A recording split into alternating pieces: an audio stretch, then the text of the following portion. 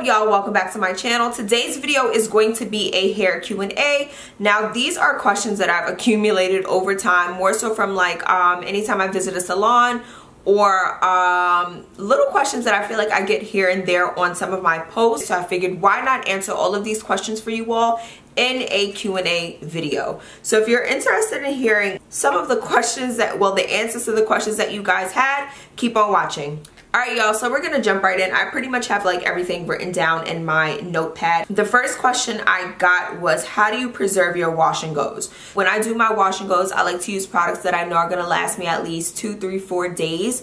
And I like to do a pineapple at night, except I don't use any bands to hold my hair in place.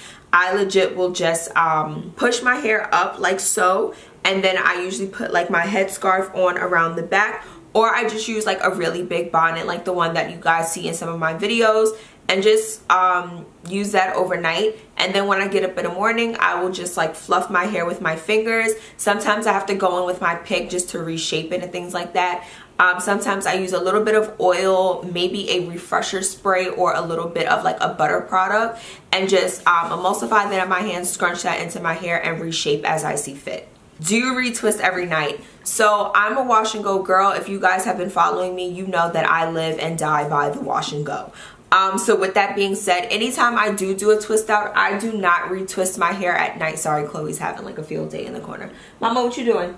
So even when I do have a twist out, I do not retwist my hair every night. I just feel like that is entirely too much work. So I pretty much do the same thing as if I had a wash and go. I'll either do like the pineapple method, or I throw a really big bonnet on at night and just shake and go in the morning and reshape as I see fit. How to care for the nape of your neck. So the nape of your neck, I feel like a lot of people have like fine hair, or like hair that's like easily prone to damage. So one thing I always want to suggest is make sure that you are drinking water. Make sure you are moisturizing the back area of your neck. Make sure any materials that do rub against the nape of your neck are materials that are not going to cause any damage, tugging, pulling, or drying out. So anything cotton related or wool you want to be careful of. You always want to make sure that you do have like satin, silk, or anything like that rubbing up against that area, because we all know those materials are better for our hair and even your skin. So also try to be careful with styles that have like a lot of pulling and tugging.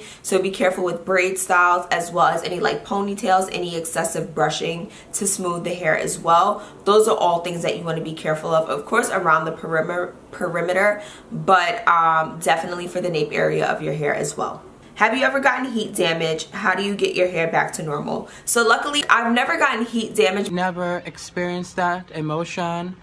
Truly, never, don't know what that is. Only know millions have it. But I have had some times where my hair was a little bit exhausted after heat styling, and what I like to do is I will apply like a really heavy moisturizing, hydrating mask, and then I tend to sit under a steamer, and I notice that my hair comes back to life. But anytime someone has heat damage where the hair is legit straight and it is not doing anything, what you can do to get your hair back to normal, if you do not want to cut it, because cutting it is the only way you can seriously do that, is do like styles that are going to disguise the heat damage. So rod sets, twist outs, braid outs, things like that that are going to mimic a pattern. But my suggestion, if you do have heat damage, I always suggest cutting it. This way you start fresh, and you don't have to worry too much about having to like disguise the two different patterns and textures. I feel like cutting it is a lot easier said than done for a lot of people. But also be mindful of the products that you are using whenever you are heat styling your hair. So I always suggest doing a thorough shampoo, like a clarifying shampoo, a super hydrating mask, and then always make sure that the products that you are using to straighten your hair have silicones in them, because silicones are going to build themselves up around the hair to protect it. So when you are straightening, you end up frying the silicone versus the hair. How to deal with shrinkage. So shrinkage, I feel like sorry guys, my back is hurting. So many people are scared of it, but shrinkage really means that your hair is healthy.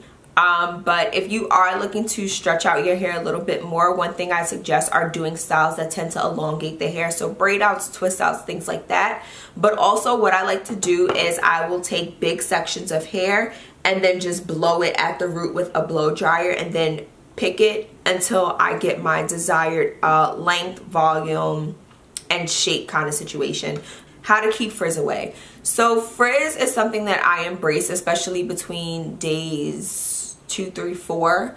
Especially if I want to do like a puff or a mohawk, I really embrace the frizz because that's how I'm going to really achieve the desired shape and style that I'm looking for. Other than that, frizz is just a part of the hair cycle for the most part until you wash your hair again. Like, I always suggest using gels or like jellies or things like that that are going to have like a lot of hold and give you max definition. I always suggest anytime you are doing a style, make sure your hair is 100% dry before you begin messing with it to keep frizz at bay. Also using like a little bit of oil to take down certain styles to make sure that they stay, like your hair stays super defined. But I think the main thing, like I said, is always make sure your hair is 100% dry before you begin fluffing and picking it to get that desired end result. You always want to make sure the hair is dry. This way you're able to really get it into that shape and you still maintain a lot of your definition. Does your hair get dry in winter? How to keep it moisturized? So one thing I tend to notice is that because we're in and out of like cold air or hot air being inside, and the air inside, because it's coming from like a radiator or anything like that, it's super dry. So one thing I always suggest is using really heavy moisturizing masks in the winter. And with that, you definitely want to sit with a heat source. So make sure you're sitting under like a steamer or a hooded dryer. I always suggest a steamer over anything because it's pumping fresh water into the hair itself. So that is of course my go-to method. Just make sure that, like I said, you are using like water soluble products, you're deep conditioning weekly, and using some kind of moisturizer every 2 to 3 days throughout the week. It can even be like a refresher spray, but you definitely want to make sure that the hair is getting moisture in some kind of way. Deep conditioning routine. So I deep condition my hair weekly. Once a week I use really hydrating mask unless I see a need for something else, maybe a little bit of strength for the most part. But other than that, I deep condition my hair weekly. I try to use a steamer if I have the time. I do have a hooded steamer as well as a handheld steamer. So that's my preferred method of deep conditioning. I do that, let the hair heat up, allow that water to really pump itself into the hair, and then I sit and let it cool down before I actually rinse it out and begin the styling process. But I always deep condition once a week. Big deep conditioner. Woo! Favorite deep conditioners, that's hard. One of my favorites is the Neutrogena Triple Moisture Deep Recovery Hair Mask, I think it is. That mask is like $5, $6, $7, something like that. And it is seriously the best thing I have ever used. Like, it is one of my favorite masks that there is. TGIN's Honey Miracle Mask is another favorite. The Briogeo Don't Despair Repair is another good one.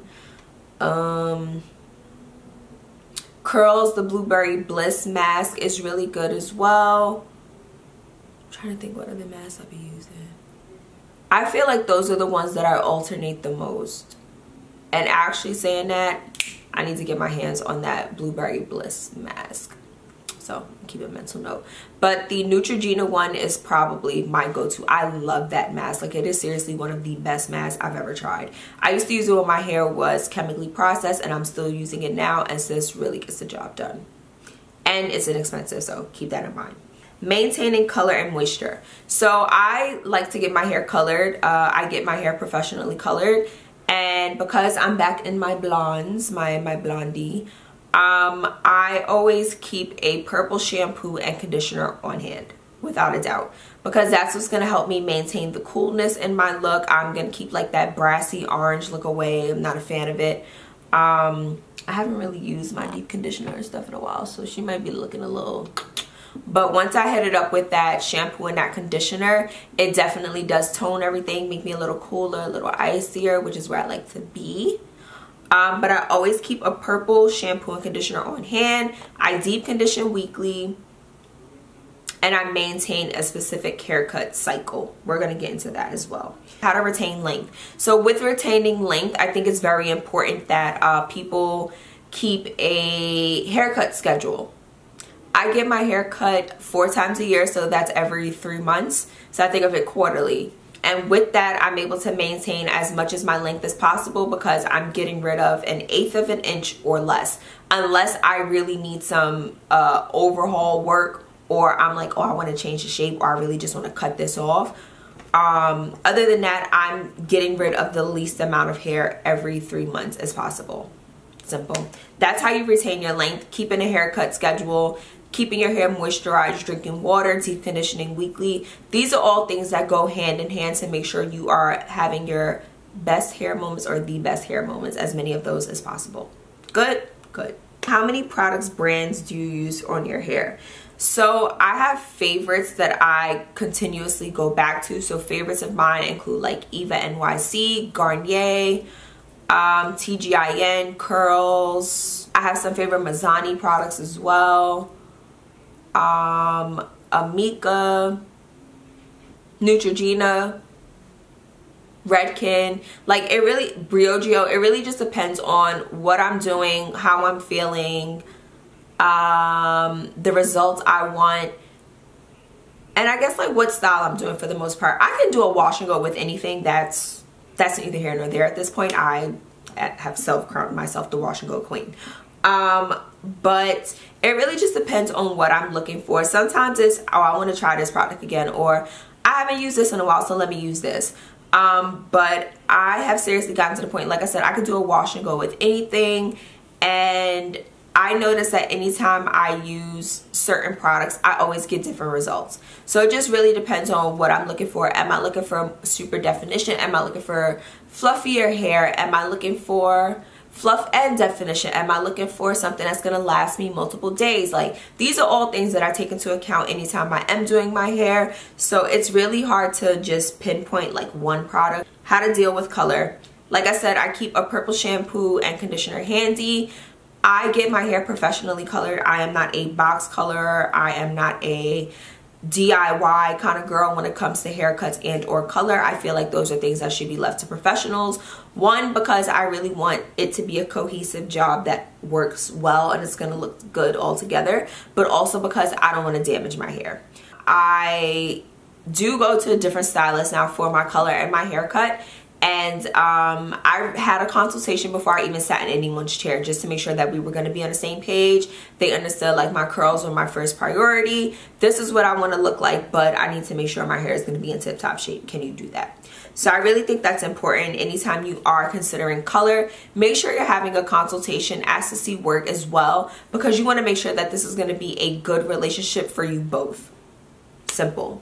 What products do you use? Wash and go. So I named a bunch of products that I do use for my wash and goes. Like I said, I can pretty much use anything. This is a wash and go with the Garnier Curl Treats, just because I wanted to try wash and go with those products. I have used those products to do a twist out, and I loved how my twist out looks. So why not give it a go with a wash and go?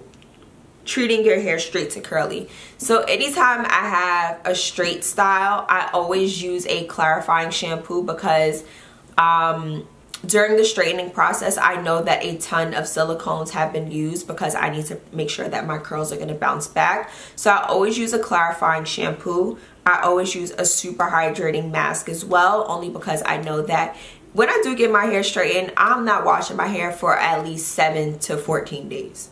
My hair is not seeing water in any way, so I need to make sure I'm restoring that hydration and that moisture. I think those are like the two biggest things. I always, like I said, use a clarifying shampoo, and I always use a super hydrating mask, and of course sit under a steamer or a hooded dryer just to get that added heat source to really make sure that that deep conditioner has time to work. Coloring without damage. Make sure that you see a professional colorist. That's like the best thing I have for you. And to do color in sessions. Never try to go from like dark brown to platinum in one sitting. If maintaining your curls is your top priority, that is not how you do it. I tell you that. But I always suggest coloring in sessions, and any colorist that has integrity about their work, they're going to tell you the same thing. They're going to tell you when they're comfortable coloring, what they're comfortable coloring, if they are, when they are, if they aren't, a good colorist is going to tell you all of that information. So definitely, like I said, do your research, see a good colorist. Make sure that you book a consultation before even getting any work done, just so that you know that you both are on the same page. How can I train my hair to stay curly? I don't think there's really a way to train your hair to stay curly, because if you've been heat styling for so long, there is a chance that your curls are a little looser than you would like them to be. So my only advice is to lay off of heat styling and really just focus on the health of your hair at this point. So building up the strength, building up the moisture and hydration, and just really doing curly styles at this point versus trying to do any straightening. If you're interested in seeing your curls bounce back, you definitely want to stay away from heat styling as long as possible and as much as possible. How often do you get color? So I normally color my hair the same times I get a haircut. So that would be 4 times a year. 4 times a year. And even with that, I don't always do like a full color session. Sometimes it's legit just bringing the color up from like where it's at to bringing it up a little closer to the root, so I'm not super rooty, and then doing like a toner all over to get rid of that brass. That's pretty much it. Now I'm gonna give it a couple more months, and then I'll probably go back in for like a little more highlighting, just because I want it a little lighter for the summer. But other than that, 4 times a year. And like I said, even then, it's never like major color work that's being done in every session. Products used to reduce itchy scalp. That's not something I'm familiar with. One thing I definitely could say is make sure you're drinking your water. You want to hydrate from the inside out. But also, I feel like people tend to neglect clarifying their hair after a while. So that's something that you want to be mindful of. If you have not clarified your hair in over a month, make sure that you clarify your hair and really strip your scalp, your hair, of any product buildup. That might be something that's affecting you. Other than that, my only other advice would possibly be to see a dermatologist. That is like the best info that I have for you, only because that's not something I deal with on a daily, so I don't have like the best information for that. But like I said, hydrate, clarify, and if those 2 things don't work, definitely go about seeing a dermatologist. How to be blonde without breakage, keep it moisturized. Deep condition weekly, haircuts, routine haircuts, being gentle when you're detangling, anytime you're styling your hair. Also using bond builders. So one of my favorite ones is from Bumble & Bumble. It's a leave-in bond builder, styler, something like that. Olaplex number 3 is another favorite of mine. Use that like a deep conditioner and rinse that out. Sometimes I do leave a little bit of that in my hair before styling, but that's between us. I think those are like my 2 bond builder kind of like products that I like to use. But like I said, always be gentle with your hair. Detangling, all of that, be gentle. What color is my blonde? So I don't have a color like name for you guys. It's like I get an idea in my head of what I want my hair to look like, and I find inspo that reflects that. Normally it's my own inspo from like my previous blonde sessions, and I legit just take it to my stylist like, this is what I want. I want this color. But I feel like what a lot of people don't understand is that your main blonde color comes from toning. Please do not leave this alone without toning your hair. I am begging you. Toning is key. That's it. Toning is key. There's no discussion to be had. You seriously need to tone your hair. So with toning, you have the option to be like more golden warm or cool icy. I teeter-totter depending on the time of year and how I feel. But I do love to live between a nice golden and an icy. And I put them 2 together and magic happens. But that's pretty much what I suggest. Always take inspo to your stylist, especially when it comes to blonde, because there are many different levels of it, especially when it comes to toning. So I don't have a name for mine, but I kid you not, I go in, I take my inspo, and I'm like, oh, I want to be a little warmer this time, or I want to be a little cooler. And then we discuss where I want to fall, and then she whips it up, puts it on the hair, and the final result is bomb. Amelia is bomb. That's another thing. Is length important to me? Yes and no. I do love when my hair gets like really big and it's like sitting on my shoulders. That's amazing. But at the same time, I don't like washing that shit. And I'm gonna be honest with you, because it takes entirely too much work. It's too much of a process. I like it for in some instances, but in others, I'm good. And there are sometimes my hair will start getting bigger and it gets heavier and longer. And once the curls start stretching out and they start dropping, I go get a haircut. I go get a haircut because I don't like it. I no longer like how it looks. So I end up getting a haircut, cutting about 2, 3, maybe 4 inches off, just so I could get like my little springy curls back, and I'm good. So length is important in a sense, but at the same time, like I said, we all know it's not, because I've cut my hair off before, and I'm quite sure within the next couple years I'll do it again. So it's not a big deal to me. It's all about how I feel. Favorite protective style that causes the least amount of breakage. So I am not a big protective styler, but when I do, I get cornrows, feed-in braids, whatever you want to call them. I go see my girl Gengi down in Lower East Side, and she blesses me. That is like the only protective style I will do. And I know that you guys notice anytime I do braids, I'm usually going away. I have a trip. Maybe I just don't want to be bothered for the weekend. But once that shit is over, I take the braids out. That's it. I take them out. The longest I had cornrows was last year between Thailand and Jamaica. And that was like 2 to 3 weeks, and I was over it. I was over it. I was done.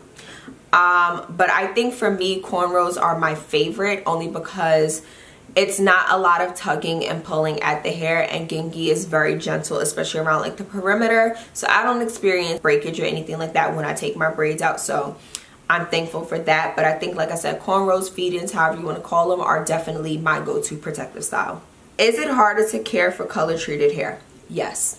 And I say that because there are things that you have to keep in mind. Now for me with blonde, I have to make sure that I keep a purple shampoo and conditioner handy. I also have to make sure that I'm moisturizing daily, deep conditioning weekly, and making sure I'm keeping up with those routine haircuts, because it can get ugly very fast.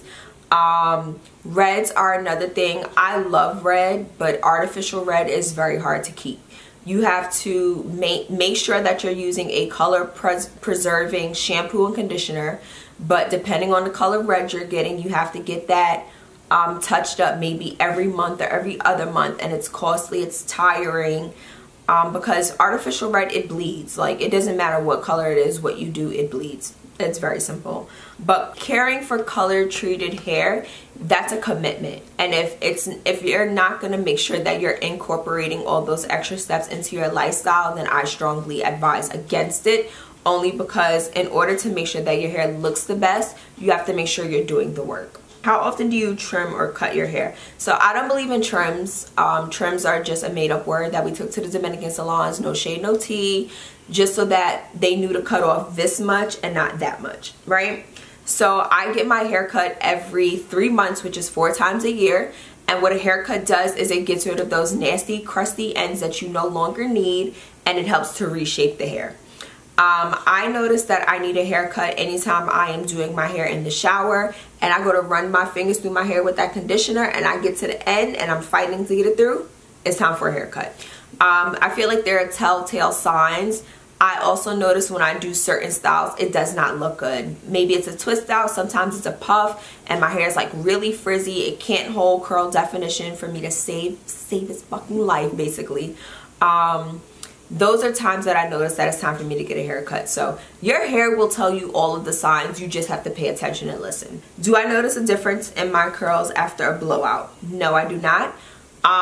Like I said, I normally get my hair blown out at the salon, and they're using products that are going to protect my hair from heat, all of the excessive pulling, tugging, all of that. So I'm covered there. If I do a blowout at home, which I have done one time and I thought I did a really good job, I pretty much do the same lineup. I clarify my hair to make sure I get rid of any products, gels, all of that, because if you do not get rid of all of those completely from your hair, there's a chance that you are going to fry your hair.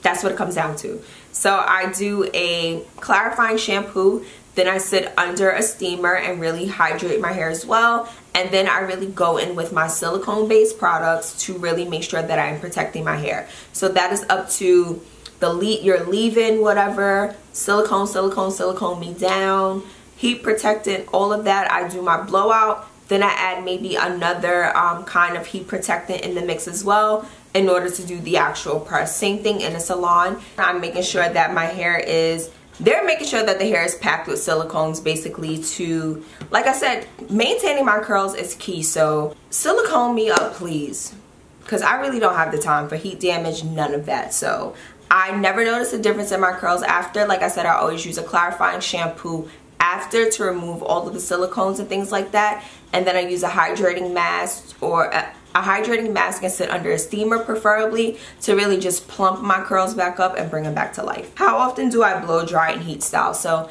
I blow dry my hair normally when I get a haircut, so 4 times a year. And if I feel spicy in between time and in the meantime, all of that, and I just feel like, hey, I want to blow out, I'm going to go get a blowout. What gel do I use for wash and go? So my favorite gel for a wash and go is the TGIN Curl Balm Moisturizing Gel. That gel, I get the best definition and the best hold. It's amazing. I also love the Garnier Curl Treat. It's like a jelly, which is really nice. And someone asked about keeping your scalp moisturized, but that's not really something I focus on too much because I don't have dry scalp issues. My main tip for scalp is making sure that you keep your scalp clean and drink water because you want to hydrate from the inside out. Your scalp is skin. That's just what it comes down to. So make sure that you are keeping it clean. The products that you are using when you're shampooing and conditioning should be helping, but also making sure that you're drinking a shit ton of water. So that's pretty much it for the questions that I got in regards to like how I maintain and take care of my hair. So I really hope these questions and answers were super helpful. If you do have any additional questions that were not answered in this video, of course, drop me a comment, send me a DM, any of those, and I'd be happy to answer that for you. I think that's it. So I want to thank you guys for tuning in. Don't forget to like, comment, and subscribe. Give this video a thumbs up, and I'll see you guys next time.